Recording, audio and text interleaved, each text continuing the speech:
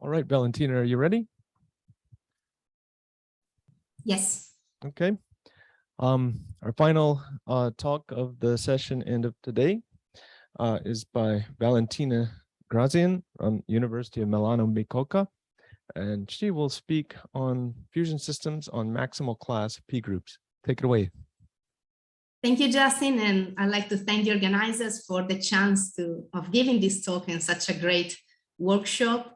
I am very sad I cannot be there with you, but I'm glad at least I have the chance to give this talk remotely. So today I'm gonna talk about the classification of fusion systems on maximal class P groups, and this is a joint work with Chris. And I'm particularly happy to give this talk today because an important part of this project was developed during the first month of this program at the beginning of 2020. So I really need to thank the organizers of the wonderful program because they gave me the chance to spend many, many hours with Chris with free tea and free coffee, and they enable us to prove some nice results. Okay, so we had many talks about fusion systems both yesterday and today, so I don't need to tell you what the fusion system is, and I don't need to remind you that what we really care about are the so-called saturated fusion systems. And once again, just to keep in mind an example, think of a finite group G, think of a Sylow P subgroup S of G, and then you can consider the fusion category of G on S. This is the fusion system where the fusion maps are exactly conjugation maps applied to subgroups of S. And this is indeed an example of a saturated fusion system. And as you heard already, if we write auth FSGP to denote the set of morphemes from P to itself in this category, well, this is a group together with composition. And if you think about it, in the case of the group, you want all the conjugation that sends P to itself. So it's not hard to see that this is actually isomorphic to the normalizer in G of P over the centralizer in G of P. And this last line tells you that fusion systems are useful to study the P-local structure of finite groups. And this is what motivates their definition in the first place. Okay, so we know what a fusion system is. We have in mind the example of a fusion category of a finite group G, but we also know that not all saturated fusion systems are of this shape. In fact, you can construct saturated fusion systems that are not realizable as fusion category of finite groups. And when this is the case, you talk about exotic fusion systems. And now you already heard about this. When the prime is 2, the situation is not that bad, in the sense that there is only one known exotic family of fusion systems, and this is the so-called Benson-Solomon family. And we heard yesterday in Ellen's talk that this is still not a theorem, but is strongly believed, we have strong evidence that this is in fact the only family of exotic fusion systems arising at the prime 2. However, if we consider odd primes, then the situation is chaotic. We have a plethora of examples of exotic fusion systems where the prime is odd. And this led Oliver to pose a question some years ago that he also reminded in his talk at the beginning of this morning. Try to better understand how exotic fusion systems arise at odd primes, or at least how certain large families of them arise. Okay, so this is the starting point of our project. Together with Chris, we wanted to try to give a partial answer, at least, to this question. So try to understand these exotic fusion systems at odd primes. And the first thing you do, well, you look at the known examples. So let's see some examples of exotic fusion systems at odd primes. If you're not familiar with the topic, you might think, okay, these exotic objects appear on pathological P groups. Well, this is not the case. In fact, already in 2004, Ruiz and Birrell constructed not one, but 3 exotic fusion systems on a very small group, a group of order 7 to the 3 and exponent 7. And they continued their work in classifying fusion system on section rank 2 P groups, a classification that was actually completed by Parker and Semeraro in 2019 because there were some missing cases. And in doing so, they uncover new exotic fusion system, this time when the prime P is equal to 3. And now from these two examples, you might think, okay, maybe there are bad primes. Maybe if we can isolate some bad primes, then we won't see exotic fusion systems anymore. Well, no.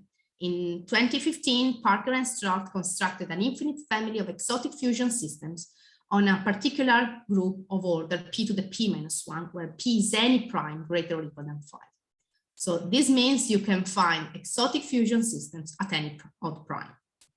So no hope in getting rid of them, just focusing on some primes.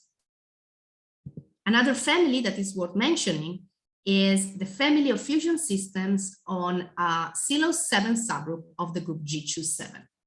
Parker and Semeraro in 2017 classified these fusion systems, and they uncovered 27 exotic fusion systems on this specific group. So that's a lot.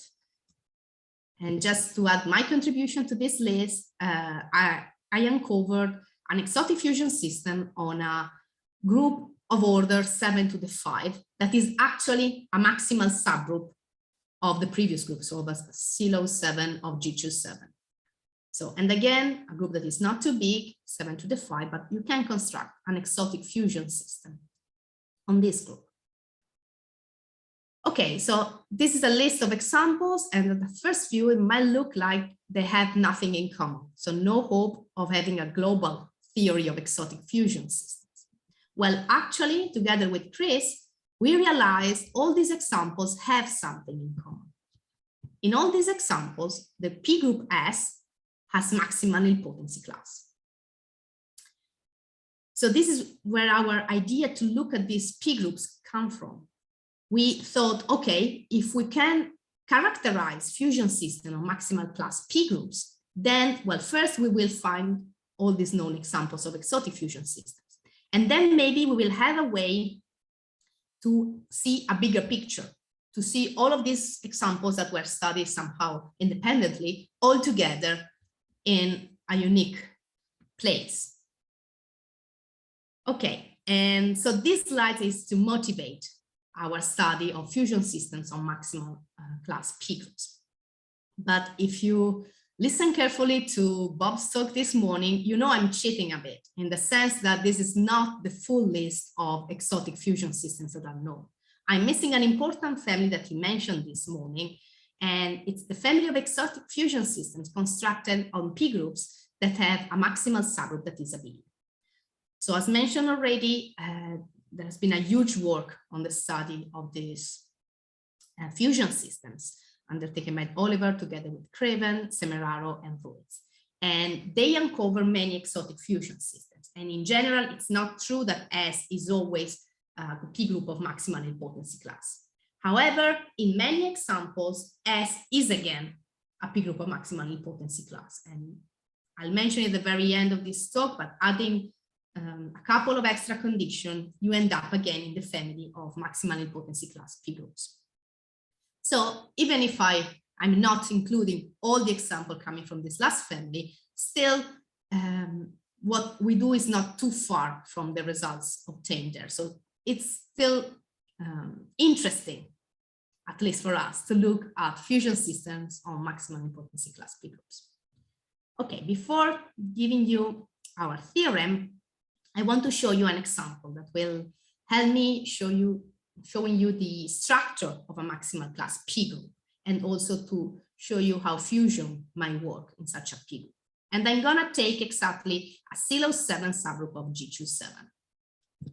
So this is our group S. It's a group of order 7 to the 6. And the way to characterize maximal class P groups is to look at the lower central series. Just a reminder, the first term of the lower central series denoted gamma 2 of S. This is the right subgroup of S. And then you can define recursively the other terms. Gamma I of S is the commutator of gamma I minus 1 of S together with S. And so you can always define the lower central series in a group, and in a P group, this central series eventually terminates. So you will find one term that is equal to 1. In a maximal class P group, this series is as long as it can be. So in order to achieve that, the only possibility is that each member is P smaller than the previous one. So this is what happens in the Sylow of G27. You see, you start from gamma 2, you go down by P, and you end up with gamma 6 to be the first trivial term in the series. You can also consider the upper central series, so the center, the second center, and so on. And in a maximal class P group, the two series coincide in the reverse order. So the center of S is gamma 5, the second center of S is gamma 4, and so on and so forth. Okay, what else? Maximal subgroups. An interesting maximal subgroup is the centralizer in S of gamma 2 over gamma 4. And you can define this as soon as your P group has order at least P to the 4. So we can do it here because our group has order 7 to the 6. And this is a so-called two-step centralizer in the sense that centralizers are two-step in the lower central series. And it's easy, I think, to see that this is a maximal subgroup of S, and it sits nicely on top of the lower central series. And that's why in the literature, it's called gamma 1, somehow to complete the lower central series of S. And one can prove that this two-step centralizer actually centralizes all the two steps going down along the lower central series of S, except possibly the very last step. So what is the second center of S? So we have the centralizer in S of the second center that in a maximal class P group, sometimes it coincides with gamma 1, sometimes it does not. And in a Sylow G27, it does not. Together with Chris, we introduced a name for the groups in which these two maximal subgroups do not coincide. We call them exceptional. So for us, a 7 Sylow of G27 is an exceptional group of maximal class because the centralizer of the second center does not coincide with gamma 1. So these are two very interesting maximal subgroups of a P group of maximal nilpotency class. Every other maximal subgroup is just another P group of maximal nilpotency class. Okay, and now the groups you see in this picture, so the members of the lower central series and the maximal subgroups, they are all the normal subgroups of S. Every other subgroup of S is not normal. And this is a very strong property of maximal class P groups. One last thing, if we take an element in this maximal subgroup M that is not contained in gamma 1 or C, then its centralizer is a self-centralizing group of order P squared, 7 squared in this case. It's what I called P here in the picture. And in this group is really an elementary abelian P group of order 7 squared.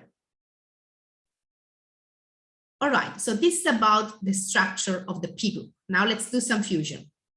So to make some example, let's take it easy. Let's work with fusion categories. So let's find a group G containing this S as a Sylow 7 subgroup. Well, easier option, G is S itself.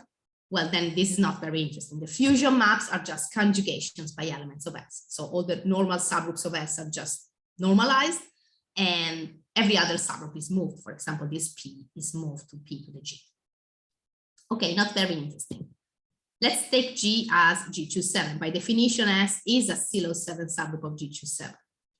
Now, what do we see? We still see all the conjugation maps by elements of S. Okay. We have other automorphisms groups, of S. So the normalizer in G of S is more than just the conjugations by elements of S. And actually, we see a 6 cross 6 active on S. Also, we can focus on this group C, the centralizer of the second center, and in its normalizer, we find some element G that moves around gamma 2.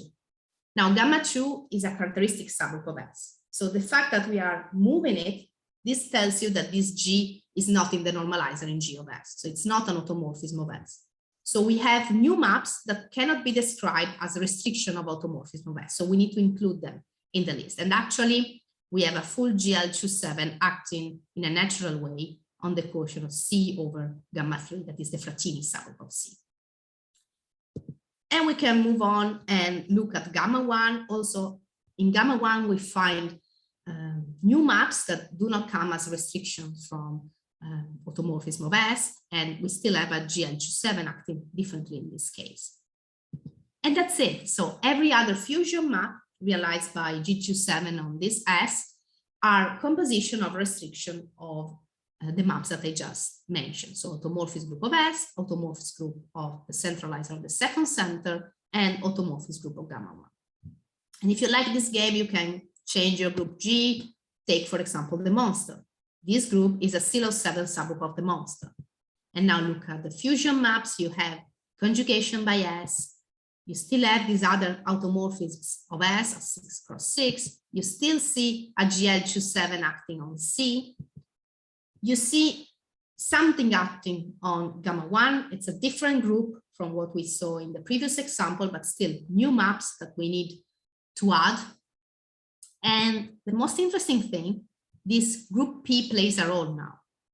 We also have some element G in the monster that normalizes P and maps gamma 5, that's the center of S, to gamma 5 to the G. So once again, this conjugation cannot be a restriction of a conjugation normalizing S because we are moving gamma 5. So this automorphism does not come as a restriction of something bigger. So we need to add it to the list. And actually we have a full SL27 acting naturally on this group of order 7 squared. So this time, the fusion system, the fusion category of the monster group is completely determined by the automorphism group of S, the automorphism group of C, the automorphism group of gamma 1, and the automorphism group of this subgroup P.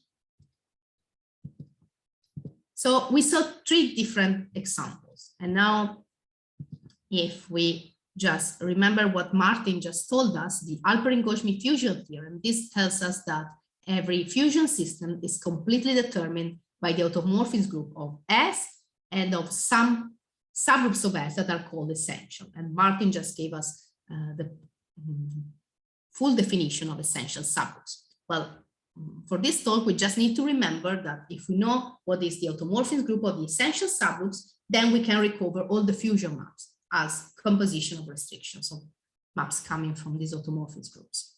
And in the first example, we saw there were no essential subgroups. In the second example, we had exactly 2, C and gamma 1. So this is in the family Martin studied.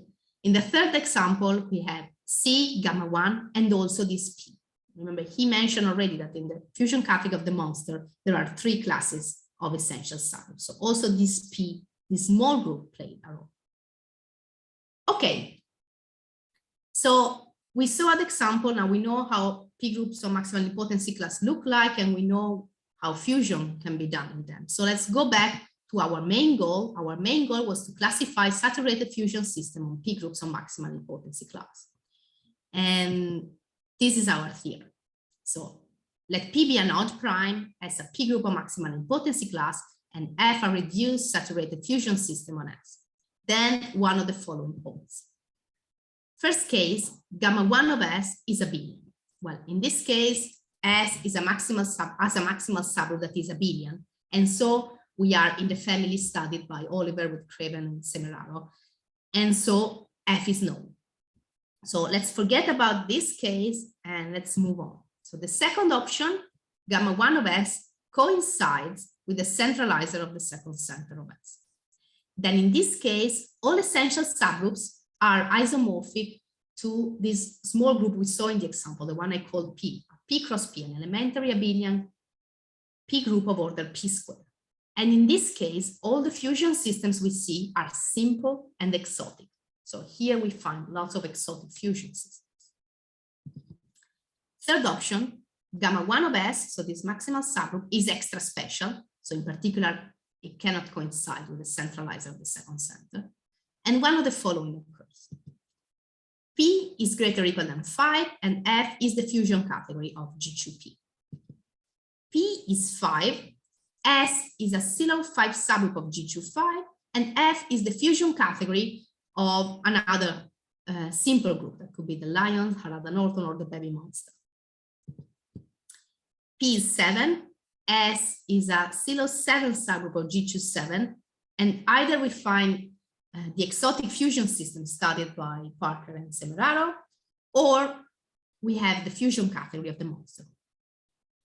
And finally, P is greater or equal than 11, S is a specific group of order P to the P minus 1, and we see essential subgroups again of this shape P cross P. And in this family, we find some exotic fusion systems. In particular, the Parker-Strock family lies in this part of T. And that's it. So the first surprising thing is that that's it. These are all the possibilities.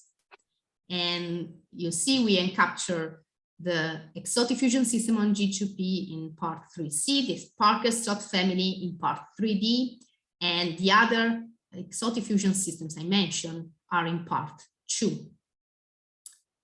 Now, one first remark I should make to state this theorem nicely in a short talk, I add this word reduced here. But actually, in our paper, we have two theorems, Theorem B and Theorem C, in which you will find the full list of saturated fusion system of maximal class P groups without further assumption. And this was quite surprising for us as well, to be able to get such full list without assuming reduced fusion system, not even OPF equal 1. Of course, the lists are longer and more complicated, but they are there. And just to make it even more concrete, in our paper, in the appendix, we really wrote down all the fusion systems where the prime is 3. So you find a table with all the fusion systems there. Another remark I should make is that I try to convey this with colors. I don't know if you see them. So you see in part 3, A, B, and C, what we see is a Sylow of G2P. In the remaining cases, forgetting about the first one that was handled by Oliver and friends, so in part 3D and in part 2, we see an essential that is of the shape P cross P. So we can say this better in what we call a corollary. So if S is a P group of maximal potency class P is odd, F is any saturated fusion system on S, we only ask here that OP of F is 1, then either we are in a Sylow of G2P, or we must see an essential subgroup that is either a P cross P or an extra special group of order P to the 3 and exponent P.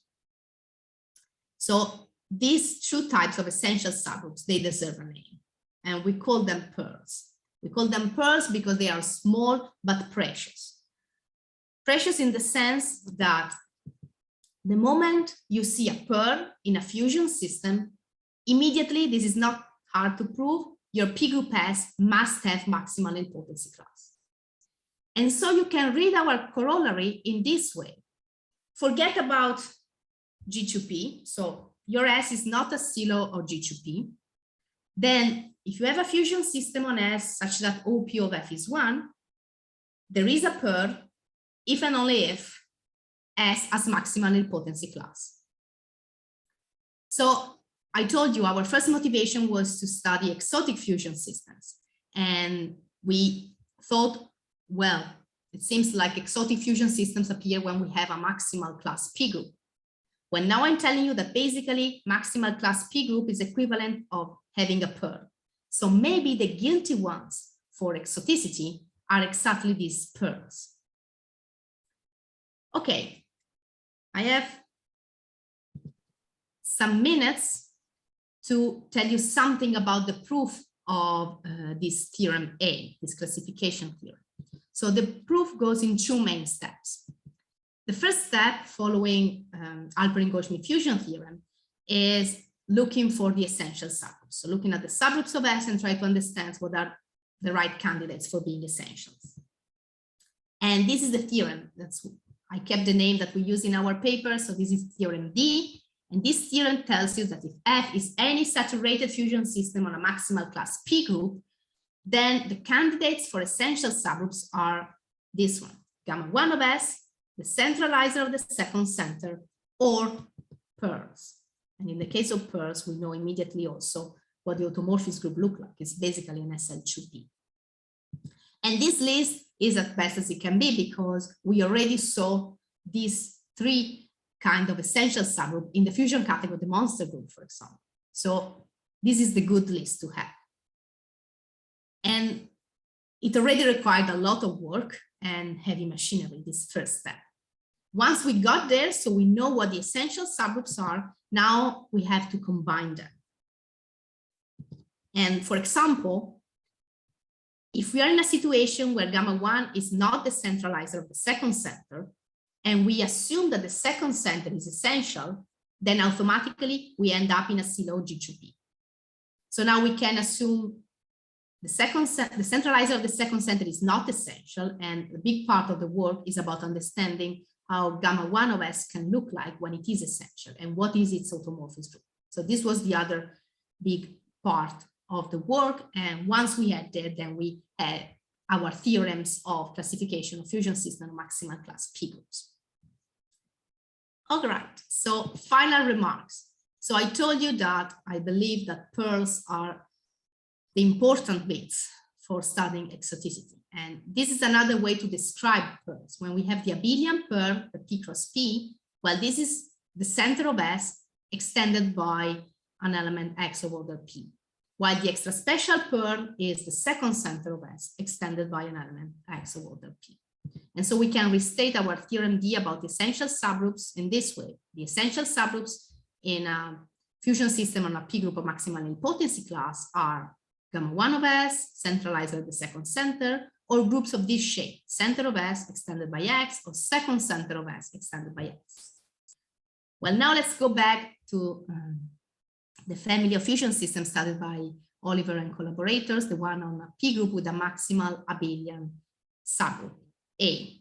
Well, I told you, in this case, S is not a maximal class P group in general, but in the very first paper in the series, Oliver proved that the candidates for essential subgroups are exactly A, the maximal subgroup that is abelian, or something that looks like that, center of S extended by X, second center of S extended by X. So you see the essential subgroups are of the same shape of our essential subgroups. And then here, the extra assumption, for example, if you impose OP of F is 1 and A is not F essential, then you end up in our case, so S as maximal nilpotency class. So this shows that what we did is not too far from what was found out in the case of a maximal subgroup that is abelian. And this gives me the idea that probably these pairs or some generalization of pairs are the right essentials to look at in order to get an even better understanding of exotic fusion systems out of primes. And this is all I wanted to tell you today. Thank you very much.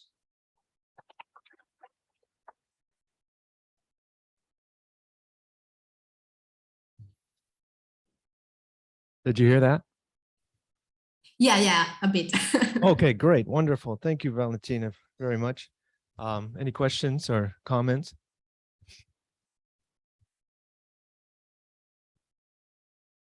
Yes, on air.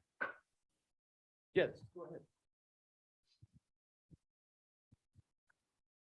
What happened if you replace P groups of maximal class by P groups of bounded co-class?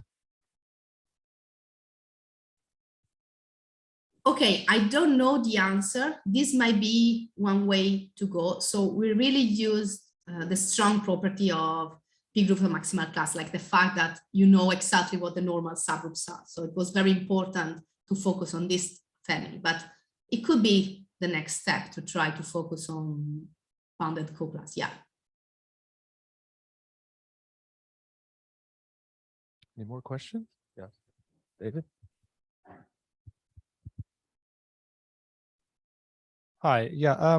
So one thing that's obvious from the theory of P groups of maximal class is they have a big abelian subgroup, and I just wondered to what extent that ties in with what Bob was talking about trying to realize these groups on a big abelian normal subgroup, and that would also fit in with what Anair was talking about, because if you bound the co-class, then you have this big abelian subgroup somewhere, and So which groups do you see acting on that big abelian subgroup? I wondered. Yeah, so the idea is, maybe I can show it. So the idea is this gamma 1 of S wants to be the abelian, the big abelian one, or something inside. So the idea, one way to look at it is that. So you have your P group S, and then I told you, you have a maximal subgroup that is, again, on maximal nilpotency class. So you can repeat the story. So inside this tower, at some point, you find a maximal class P group in which gamma 1 of S is abelian. And this gamma 1 will correspond to gamma I of your initial S. So this is the big abelian you see in a maximal class P group. And the point is about the action, for us is relevant only when really the abelian one is at the top, because otherwise it's not an essential. And so it's just a restriction of something coming from the top. So from gamma 1 of S. I don't know if this answers your question. Yeah, I think so. I've got to try to work out how to combine all of the three talks. I think that's the issue, that there's some sort of aspects of these that are all connected, and I haven't worked out why, but they are. Thank you. Yeah, definitely. Thank you. Guess related to that, I remember seeing some pictures where you had these normalizer towers and you were drawing graphs sort of where these fusion systems and how they fit together. Do you have any, has that developed at all, or have you got any more insight in how that works? Yeah, so I don't have pictures here, unfortunately, but like, so this is the idea. So we have this M, and I told you this M again as maximal nilpotency class. And then inside you have a maximal subgroup that has maximal nilpotency class, and you go down, and actually these groups are the so-called normalizer tower of P. So if you start from P, you take the normalizer in S of P, and then the normalizer in S of the normalizer, and so on. And at each level, you can construct a fusion system on a maximal class P groups. And these are the ones that give you the exotic fusion system. So it looks like they're all nested one inside of the other. And apart from that, we cannot really say much more, in the sense that they all end up in this second family. So when you go inside, so you're not in your top S might be of the third type. But when you look at the maximal subgroup and then the maximal tower, you always have this condition, gamma 1 of S is the centralized at the second center. And so you will find inside all these exotic fusion systems nested one inside of the other. And to count them or do something similar, it's more like a combinatorial problem at this point, because we know exactly what the essentials are, we know the fusion maps, it's a different kind of problem. But yeah, they all sit there. And in fact, the exotic fusion system I found, the one I told you on the group of order 7 to the 5, is exactly one of this type. It's defined on this maximal subgroup M, and it's just part of this normalizer tower. And yeah, at the very beginning of this tower, if this is a 7 squared, then you have something of order 7 to the 3, and you will find the Ruiz-Virwell exotic fusion system if you want at this stage. Okay, and so on. So they are all nested one inside of the other in this normalizer tower. Thank you. Any other questions or comments? Okay, let's thank Valentina and all the speakers of this morning.